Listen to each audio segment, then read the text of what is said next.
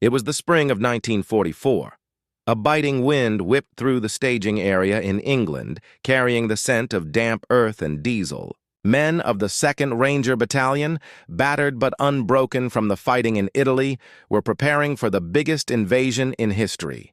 A young Ranger captain, hardened by combat, stood near a supply truck, a smirk playing on his lips.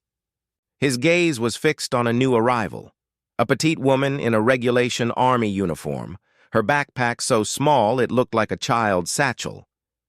"Looks like someone packed for a picnic, not a war," he jeered, his voice loud enough for his men to hear. The men chuckled, their laughter a low rumble. The woman, however, didn't flinch. She simply adjusted the strap of her pack, a quiet strength in her movements. As she turned, the morning sun caught a flash of metal on her chest. The laughter died in the captain's throat. It was a Silver Star, the nation's 3rd highest award for valor in combat. The captain's smirk evaporated, replaced by a look of profound shock. He took a step back, his eyes widening. He had seen that medal before, on the bravest men he had ever known. But on her? Who was this woman? And what had she done to earn it? The answer was a story of courage, sacrifice, and a secret mission that changed the course of the war. The story of the woman with the Silver Star began not in the mud of Normandy, but in the polished corridors of the Office of Strategic Services, the OSS in Washington, D.C. Her name was Eleanor Vance, a codebreaker so brilliant she was considered a national asset. The year was 1942, and the Allies were reeling. German U-boats were sinking supply convoys in the Atlantic with terrifying efficiency. The Enigma machine, once thought unbreakable, was a relentless predator in the hands of the German High Command. Eleanor, a quiet, bespectacled woman in her early 20s, worked in a windowless room, surrounded by the clamor of teletype machines and the hushed urgency of her colleagues. Her mind, however, was a world away, a place of patterns and probabilities, of ciphers and keys. Her breakthrough came on a rainy Tuesday. For weeks, she had been obsessively studying a series of intercepted German naval transmissions. They seemed like gibberish, an endless stream of letters and numbers. But Eleanor had a hunch. She believed the Germans were using a unique one-time pad system for a small subset of their communications, a method considered unbreakable. Instead of attacking the code itself, she began to analyze the operational habits of the German radio operators. She noticed a pattern in the timing of the transmissions, a slight hesitation, a small, almost imperceptible deviation in the keying rhythm. It was a digital fingerprint. She cross-referenced this with known U-boat locations and discovered a correlation. The seemingly random codes were not one-time pads. They were a new, highly sophisticated variant of Enigma, but one that was only used by a single, highly specialized U-boat flotilla. She had found a crack in the armor, not by brute force, but by observing the human element. Her discovery led to the sinking of several key U-boats, saving thousands of tons of supplies and countless Allied lives. Her reputation spread like wildfire through the intelligence community. The brass, at first skeptical, were now desperate to recruit her for a new, even more critical mission. General William Wild Bill Donovan, the head of the OSS, personally summoned her to his office. His headquarters, a grand old building in Foggy Bottom, felt like a world away from the frantic energy of her code room. Donovan, a man of immense presence and charisma, sat behind a large mahogany desk, a lit cigar in his hand. "Miss Vance," he began, his voice a low rumble, "your work has been invaluable. You've saved more ships than a whole fleet of destroyers. But we have a new problem, one that is far more dangerous." He leaned forward, the smoke from his cigar curling around his face. "The Germans have developed a new kind of weapon. We believe it's a long-range rocket. They're building a massive launch facility in France, a fortress carved into the chalk cliffs of the Pas de Calais. Our conventional aerial reconnaissance can't get close enough. We need someone on the ground." Eleanor listened, her expression unreadable. She was a woman of logic and intellect, not a field agent. Her world was one of books and numbers, not of danger and combat. She had never fired a gun. She had never jumped from a plane. "Yet," Donovan continued, "we need you to go to France, not to fight, but to get a sample of their launch codes. They're using a new cipher, and our intercepts are coming up empty. We believe the codes are only transmitted at the moment of launch, making a direct interception impossible. We need someone to get a physical copy of the code book. You are the only person who can break this code once we get our hands on it. You'll be part of a small hand-picked team. It's a suicide mission, Miss Vance. You can say no, and no one will think less of you. Eleanor looked at the general, at the map of Europe on the wall, at the stark, terrifying reality of the war. She thought of the men and women she had never met, whose lives she had saved with her brilliant mind. She had spent her life in the shadows, but now a choice lay before her, to remain a ghost in the machine or to step into the blinding light of the battlefield. The rocket she was to track was the V-2, a weapon of unparalleled destructive power aimed at London. The fate of the war, and of millions of lives, rested on her decision. She took a deep breath, her hands clasped tightly in her lap. "General," she said, her voice steady. "When do I leave?" Donovan's face broke into a rare smile. He knew she was the right choice. Her intellectual courage was more potent than any weapon. He laid out the plan, a clandestine drop into occupied France, a link-up with the French resistance, and then a desperate infiltration of the German facility. The plan was audacious, bordering on the insane, but Donovan knew that in this war the insane was often the only path to victory. Eleanor, for her part, began her training with a cold, analytical precision. She learned to parachute, to fire a Sten gun, to move silently in the night. She was not a natural soldier, but she was an unyielding student. Her physical training was a brutal shock to her system, but her mind was always a step ahead, calculating the vectors of a jump. The most efficient way to reload a weapon, the psychological tells of her instructors. Her trainers were skeptical at first, seeing a bookworm in uniform, but her quiet determination soon earned their respect. Her transformation from a civilian to a secret agent was swift and absolute. She was no longer just Eleanor Vance, the codebreaker. She was Sparrow, a ghost in the machine, a whisper in the wind, a woman on a mission to save the world. The day of her jump arrived, a cold, moonless night. The plane was a C-47, its belly packed with men and equipment. Eleanor sat among them, her small backpack at her feet. She was not afraid. She was a mathematician, and she had calculated the odds. They were not in her favor, but that had never stopped her before. She jumped, a small shadow swallowed by the vast, dark sky over occupied France, an intellectual warrior beginning a journey that would redefine the meaning of courage. But as she descended, a sudden gust of wind, a whisper of fate, pushed her off course, sending her spiraling into the unknown. The wind was a cruel hand, a gust of fate that tore Eleanor Vance from her intended drop zone. She landed hard in a tangle of thorny bushes, the impact knocking the breath from her lungs. The ground, slick with mud, was a brutal welcome to France. She lay there for a moment, disoriented and alone, the silence of the countryside broken only by the frantic thumping of her own heart. The airdrop had been a disaster. The other members of her team, a demolitions expert, a radio operator, and a seasoned French-Canadian commando, were nowhere to be seen. The mission, so meticulously planned, had fragmented before it had even begun. She was deep in enemy territory, without a guide, without a radio, and with only her wits and the contents of her small pack to survive.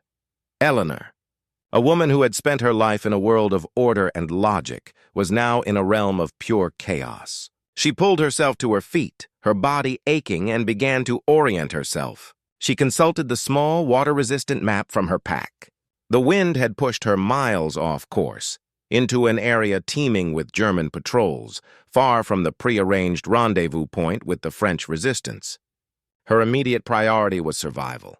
She had to find a safe place to hide before dawn, before the Germans began their patrols. Using the stars as her guide, she moved silently through the dense woods, her every sense on high alert. The rustle of a leaf, the snap of a twig, each sound was a potential enemy. She was no longer a codebreaker. She was a hunted animal. The intellectual warrior was now a ghost, moving through a landscape of fear. Hours later, exhausted and shivering, she stumbled upon a small, isolated farm. A faint light shone from a window. It was a risk, a monumental gamble, but the cold was seeping into her bones, and her exhaustion was a heavy cloak. She crept to the window, peering inside.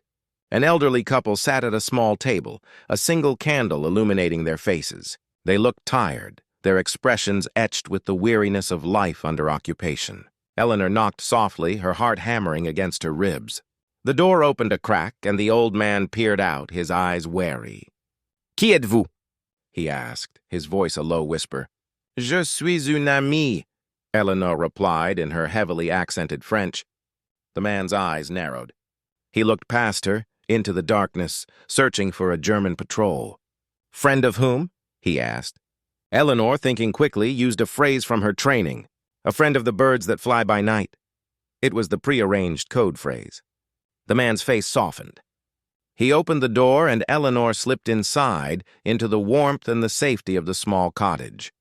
The couple, Jean and Marie Dubois, were part of the local resistance cell. Their farm was a safe house, a way station for Allied agents and downed airmen.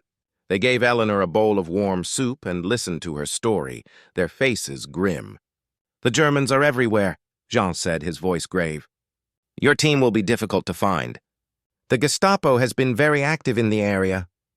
They told her the V2 facility was a fortress, a massive underground complex protected by a ring of bunkers, anti-aircraft batteries, and heavily armed guards. The local resistance network, shattered by recent arrests, was in no position to help.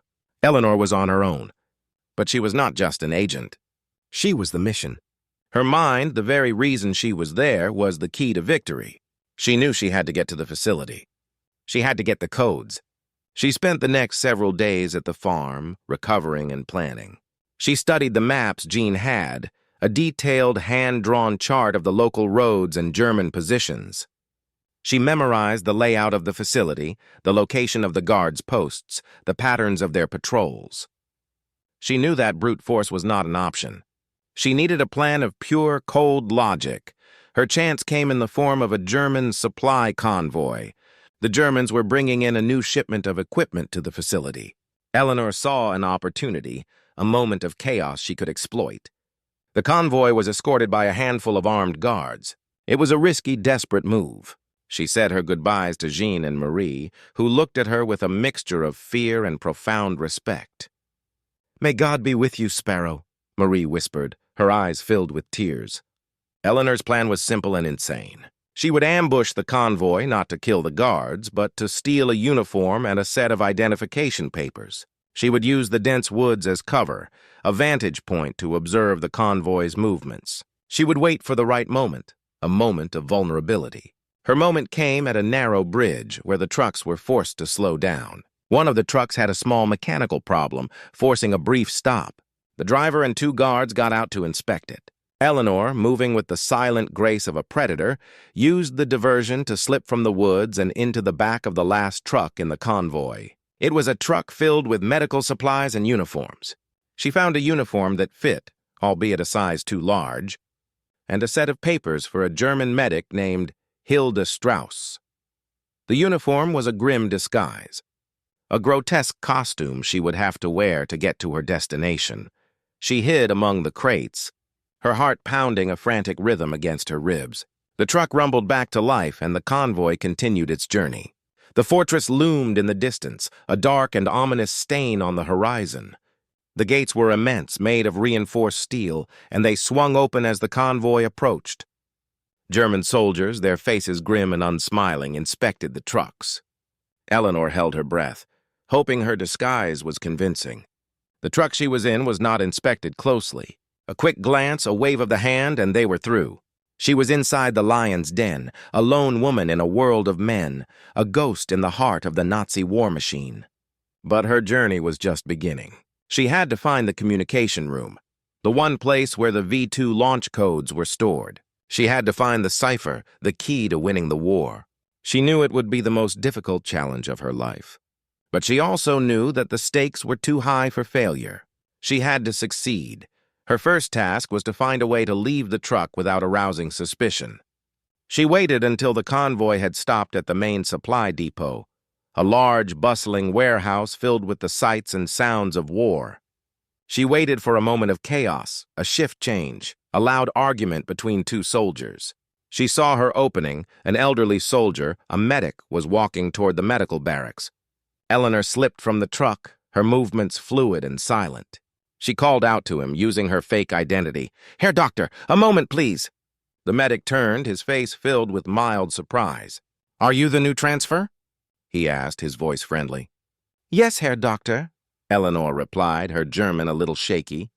"I was told to report to the medical barracks." The medic, an old man with tired eyes, seemed to buy her story. "Come, I'll show you the way," he said, and Eleanor followed him, her heart thumping against her ribs. She was now a part of the machine, a cog in the wheel, and she knew she had to find a way to break it from the inside. But a sudden flash of light, a blinding explosion from the direction of the cliffs, sent a jolt of panic through the entire base, and she knew her time was running out. The explosion was not a random act of fate. It was a signal. The sound, a guttural roar that shook the very ground, was a harbinger of things to come.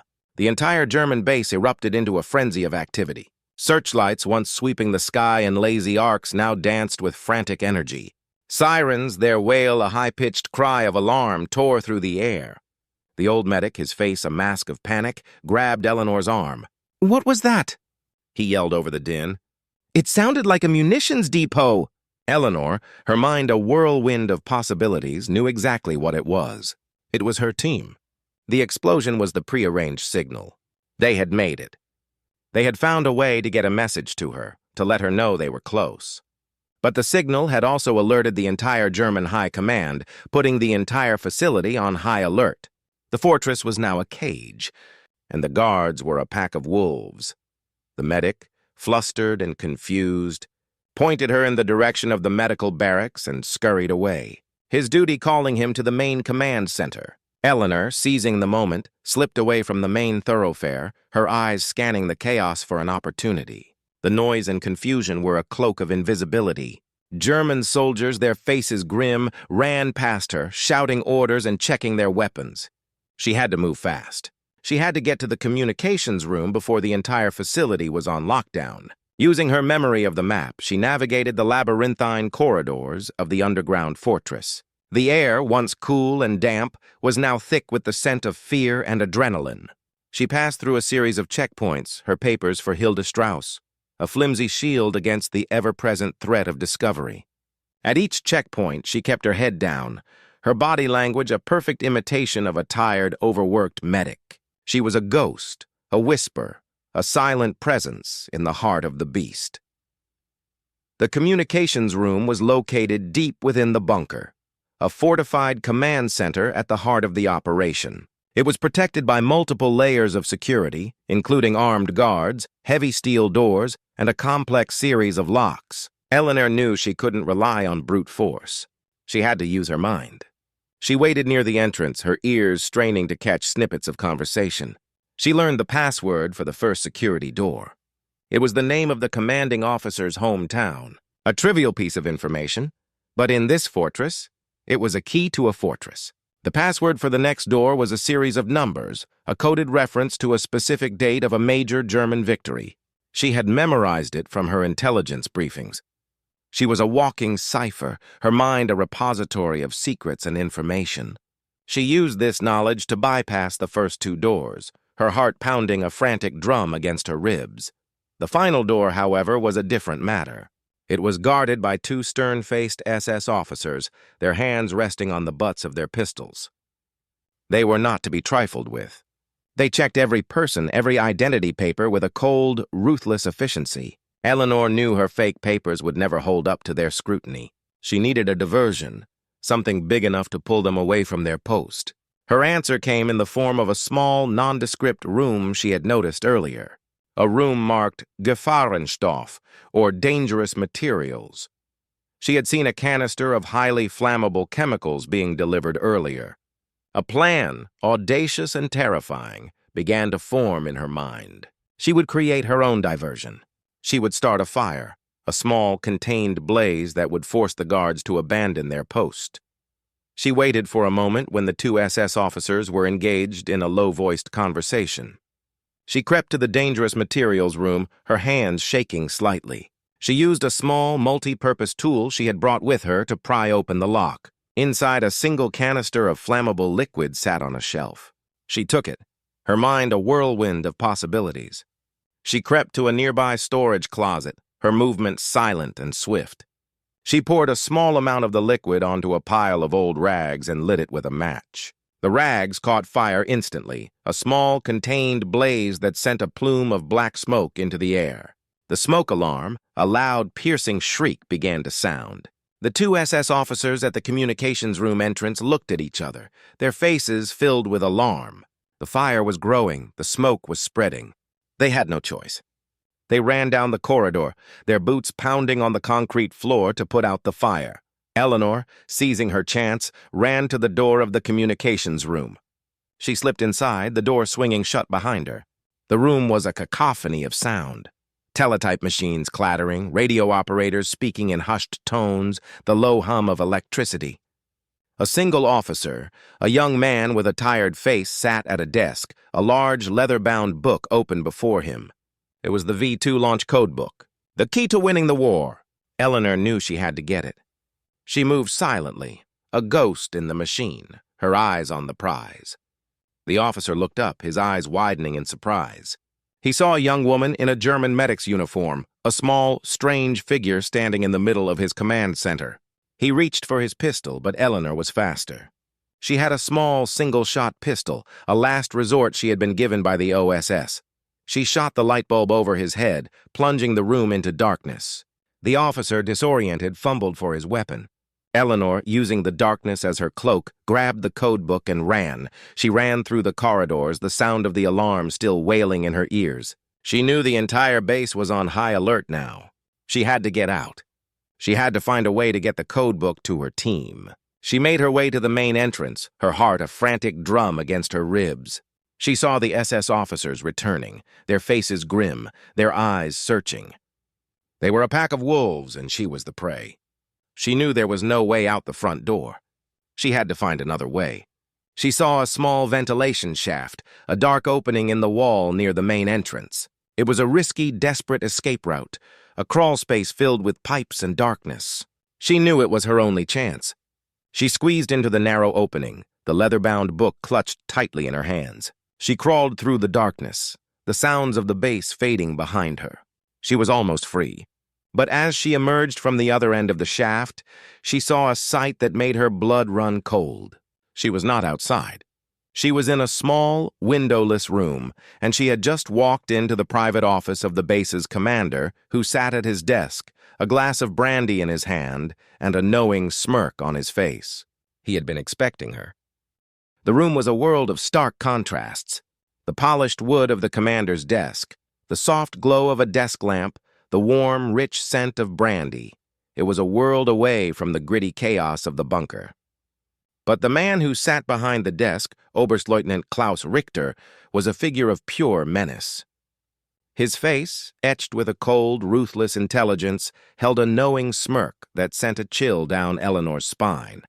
"Fraulein Vance," he said, his voice a low, chilling purr. "I've been waiting for you." Eleanor froze, her mind a whirlwind of possibilities. How did he know her name? How did he know she was coming? She clutched the code book tighter, her knuckles white. Richter leaned back in his chair, his eyes never leaving her face. "You see," he continued, "your little explosion, while a clever diversion, was not a surprise. We have our own spies, you see. We knew an agent was coming to steal the code book. We just didn't expect it to be a woman, or a code breaker." He took a slow sip of his brandy, his eyes gleaming with a predatory light. "Your dossier is quite impressive, Fräulein. A mind like yours is a terrible thing to waste. The Führer would be very interested in a woman who can break our codes. He would be willing to offer you a place in our intelligence service. A comfortable life, power, influence. All you have to do is tell me how you do it. Tell me how you broke our Enigma ciphers." The proposition was a terrifying temptation, a golden cage offered by a man who was the very embodiment of evil. Eleanor, her mind racing, saw a glimmer of hope. She could play along. She could buy herself some time. "And if I refuse?" she asked, her voice steady despite the frantic pounding of her heart. Richter's smirk widened. "Then you will be shot as a spy. But not before we have a little chat." We have ways of making people talk, Fräulein. I assure you, you will tell me everything. He stood up, a tall, imposing figure, and walked toward her. He reached for the code book, his hand an extension of his cold, ruthless will. Eleanor, in a moment of sheer desperation, did the only thing she could think of. She threw the code book into the air, a Hail Mary pass that changed the game. The book flew over Richter's head, landing with a soft thud on his desk. He turned, his face a mask of anger and surprise. It was the distraction she needed. She grabbed a heavy paperweight from his desk and, with a strength born of pure adrenaline, she swung it at his head. He was a trained soldier and he ducked, but the heavy object caught him on the shoulder, sending a jolt of pain through his body. He stumbled back, his face contorted in a mix of pain and fury. Eleanor ran, not toward the door, but toward the large, imposing window behind his desk. She knew it was a long drop, but it was her only way out. She smashed the window with the butt of her pistol, the glass shattering with a deafening crash. She didn't hesitate. She jumped.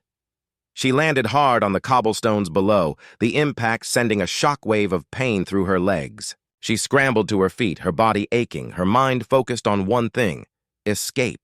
She could hear Richter yelling from his office, his voice a roar of fury.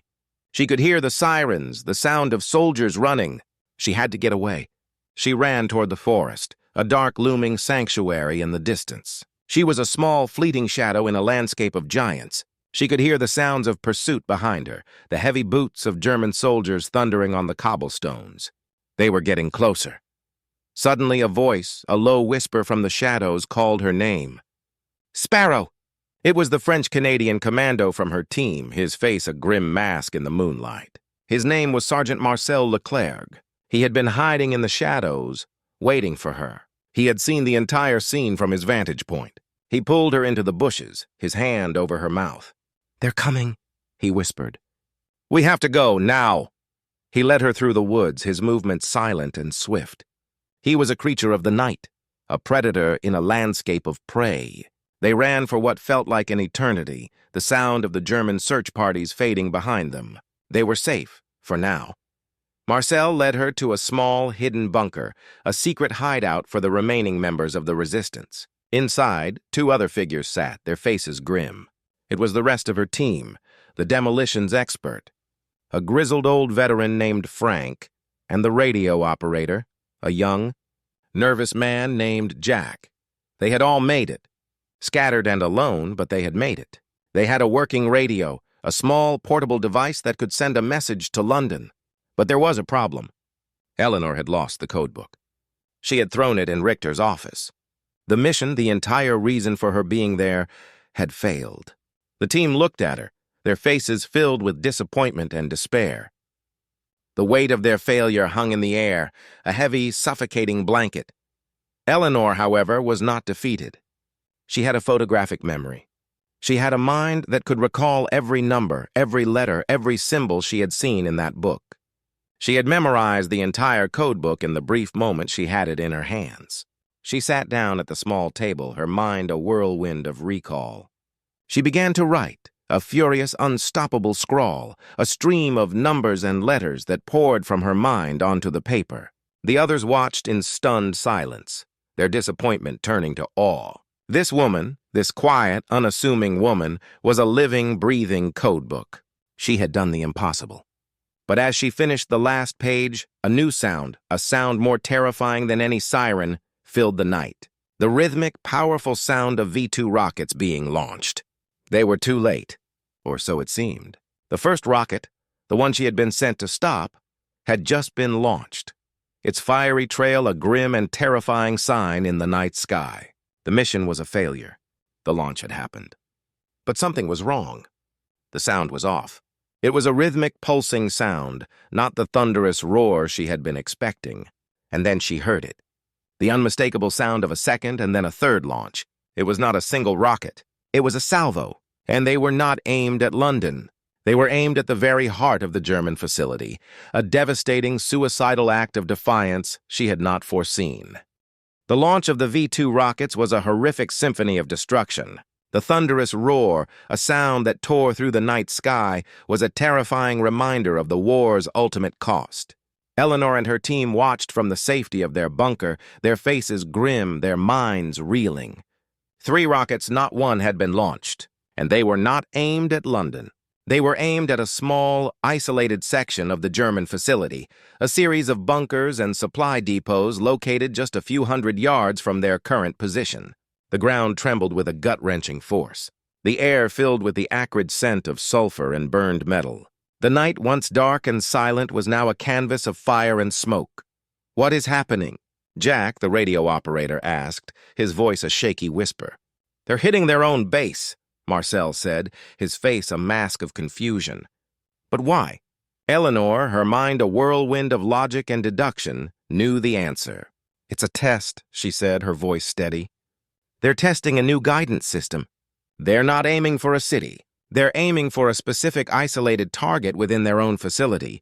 They're testing the precision, not the destructive power. They knew we were here. They knew we were watching. They're showing us what they can do." The implications were staggering. If the Germans could hit a target this precise, a target this small from a distance, then London and any other city in the world was at their mercy. The V-2 was not just a weapon of terror. It was a weapon of surgical precision. They had to get the code book, or rather, the information from the code book, to London. Now. Jack began to set up the radio, his hands moving with a frantic urgency. He had to send a message to London, to warn them of this new, terrifying development. He began to tap out a message in Morse code, a desperate plea for help and a stark warning of the new threat. The message was a brief coded summary of the V-2's new capabilities, a stark, terrifying revelation that would change the course of the war. They have new guidance system. Pinpoint accuracy. London is not their only target. The message was sent, a ghost in the machine, a whisper in the static. But as he finished, the sound of heavy boots, of German voices shouting orders, filled the air. They were surrounded. The Germans, alerted by the launch, had been sweeping the area, searching for the source of the resistance. They had found them. The small, hidden bunker was no longer a safe haven. It was a trap. Frank, the demolitions expert, grabbed his Sten gun, his face grim. "There's too many of them," he said. "We can't fight our way out. We have to go through the back, through the old mining tunnels." He was right. The tunnels, a dark, labyrinthine network of old mines, were their only hope. They were dangerous, unstable, and filled with unseen perils. But it was their only way out. They ran, a small, desperate band of heroes, into the darkness of the tunnels. The sounds of the battle, of machine gun fire and German shouts, faded behind them. They were underground, in a world of pure darkness. Their flashlights a small, flickering flame against the vastness of the unknown. They moved quickly, their senses on high alert. The tunnels were a maze, a dark, suffocating trap that could collapse at any moment. Frank, with his knowledge of geology and his years of experience, was their guide. He knew the tunnels, their weak spots, their hidden passages. He was a veteran of many wars, a man who had seen the worst of humanity and had somehow held on to his own. He was their rock, their anchor in the darkness. But the tunnels were not empty. They were filled with rats, with the damp, chilling air, and with a terrifying sense of isolation. They walked for hours, their bodies aching, their minds reeling. They were tired, hungry, and on the edge of despair. Suddenly, they heard a sound, the sound of German voices, of heavy boots on the stone floor. They had been followed. The Germans had found another entrance to the tunnels. They were trapped. Frank looked at Eleanor, his face grim. "We have to split up," he said. "They're a small patrol. We can confuse them. We can distract them. You and Jack go ahead. I'll stay here. I'll hold them off. I'll buy you some time." Eleanor's eyes filled with tears. She knew what he was asking. It was a suicide mission, but there was no other choice. She clutched the precious notes from the code book, the key to winning the war. She had to get them out. She nodded a silent promise. "Thank you, Frank," she whispered. Frank smiled, a tired, weary smile. "Go, Sparrow," he said. "Go and win this war for us."